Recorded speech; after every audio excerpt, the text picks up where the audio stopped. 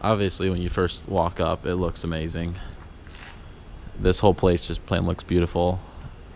On the outside, everything looks perfect, which I'm sure it is when you drive by, but when you actually live here, it's not even livable yet. It's still under construction, as you can see everywhere.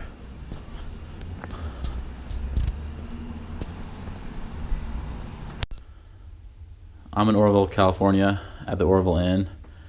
This is a private room, as our landlords told us. My roommate paid over $800 for this room.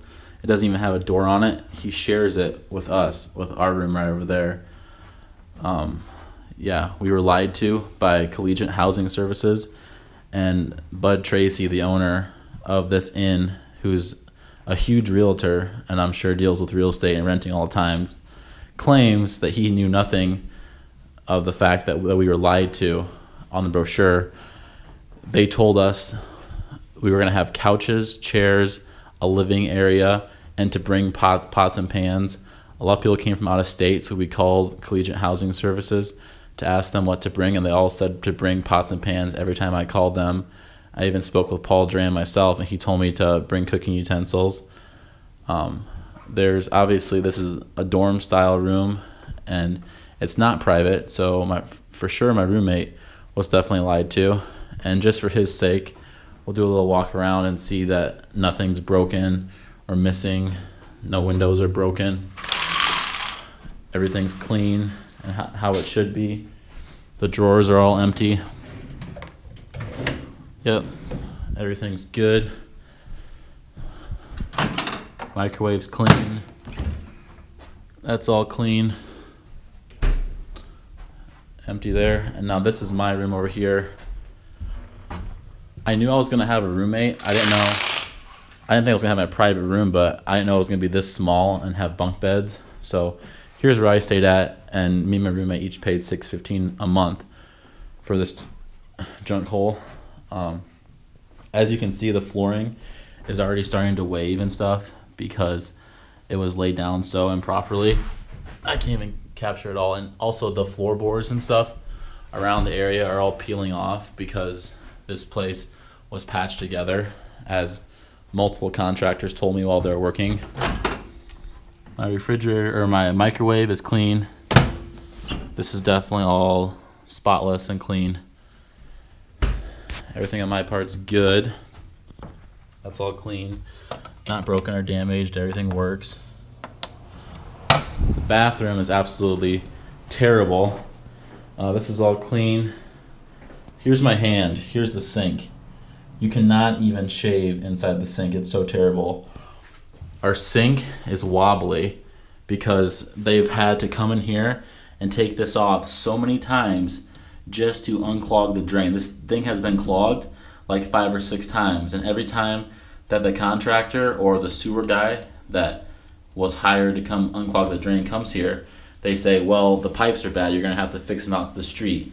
And they have gone out to the street a couple of times to try to fix the pipes, and I'm not sure what they did or what happened, but yeah. So this always clogs up, and as you can see, it's already cracking. The wall's already cracking because the water dripping. All this is all just patched together, barely sticking on, random fill. And there's always water leaking out from up here in the window. We have no idea why. So, and the floor was all wavy. I'm not sure if you can catch that or not, but really, really wavy. Everything is the cheapest grade materials possible. It's pretty obvious about that. We got an email from the inn or from the owners that said to not use double ply toilet paper because the inn cannot handle it. Well, so we have to flush the toilet twice every time we go to the bathroom, as well as when we were moving out, we received a flyer that said no bleach because it's hard on the pipes.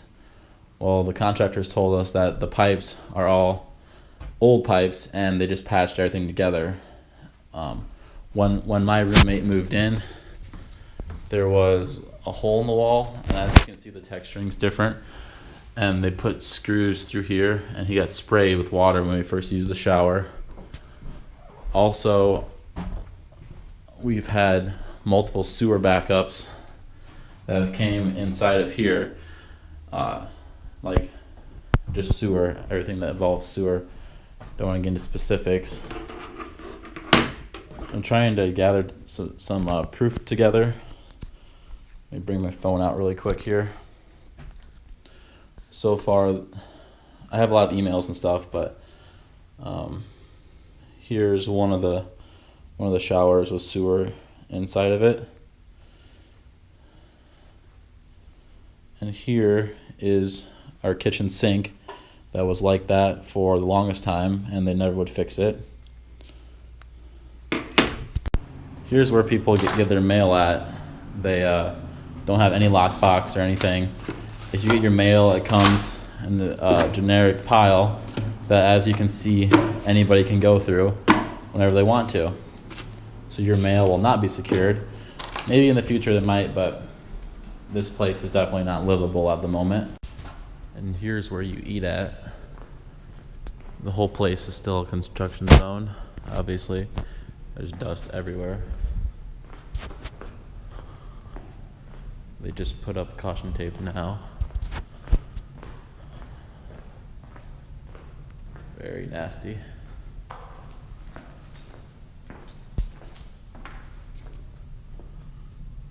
don't even know. Everything's still under construction pretty much.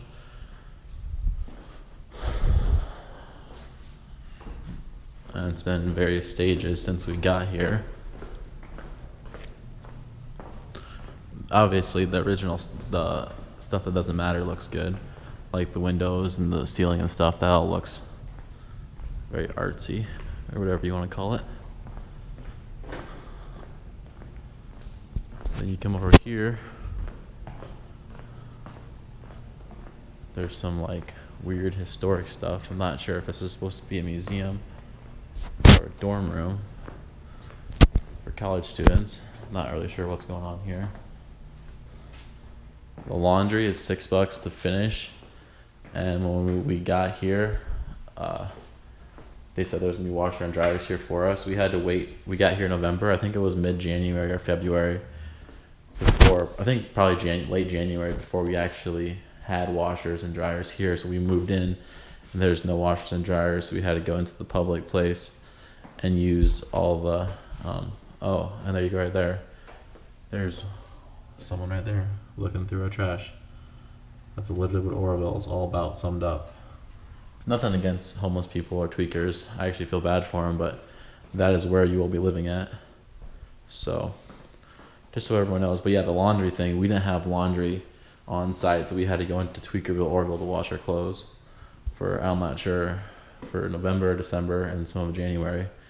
So that was a hidden expense. Also, now that I'm thinking about it, during the evacuation, the Oroville Inn got flooded, and we had a week where we couldn't live here because there's no electricity. Did not get refunded for that, and we did not get refunded for the food we lost in our refrigerators. Another thing that is kind of hard to show right now because everyone's gone, and I'm one of the last ones here, is we paid for the Wi-Fi, and the Wi-Fi has been complete junk ever since we moved in. We've had multiple complaints and meetings, and everyone complains about the Wi-Fi. It's supposed to be the fastest ever. When we signed up for it, the lady said, quote, "You can stream HD movies all day long." That was word for word what she said. The Wi-Fi, first of all, it started off being slow, and it would always cut on and off every single, I don't know, between 5 minutes and every half hour it would disconnect, and you have to reconnect. But now they boosted it a little bit, I think, or they actually paid for what they should pay for, so that the Wi-Fi did work a little bit faster. And now it still drops. That's the problem, is the signal randomly drops. So if you come here, do not buy the Wi-Fi. Just try to get the password from somebody else, because the service they're providing is complete junk. And I thought I would be nice and complain, or I thought it would be nice and do the right thing and not steal a password and just pay the $100. So I was trying to be a nice guy, and and I got screwed because half the time what I do is the Wi-Fi here is so bad. I go to the Oroville gym, which I was a member of. I can't find on here where it's at, but it's the Oroville gym, which is right next door. And here we go. Half the time the Wi-Fi was so bad, I would pick up the Wi-Fi from that area over there. So yeah, if you come here, definitely do not buy the Wi-Fi. Here's the great parking lot where all the tweakers and meth heads walk through and look through your shit and try to break into your car and whatnot. My car did get broken into, and there is a security camera up there, but the owner, or one of the guy that owns the security camera, did not have, or would not look up and try to find the footage of my car getting broken into. But when you throw trash on the ground, they have the footage, and then you pay a fine, just so you guys know. So pretty much to sum everything up, we were lied to about our living conditions, and we did not see pictures and stuff, but we were told what it was going to be like, and they misrepresented everything they said. We had no laundry, no way to cook.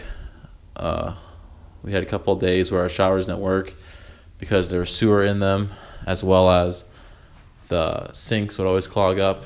So we were lied to, and we just got taken, and we had nowhere else to go because we signed leases. So I just wanted to document all of this, and hopefully other linemen, unless your one main goal is to not have to drive, then I would recommend staying here. Otherwise, I would not stay at the Oroville Inn.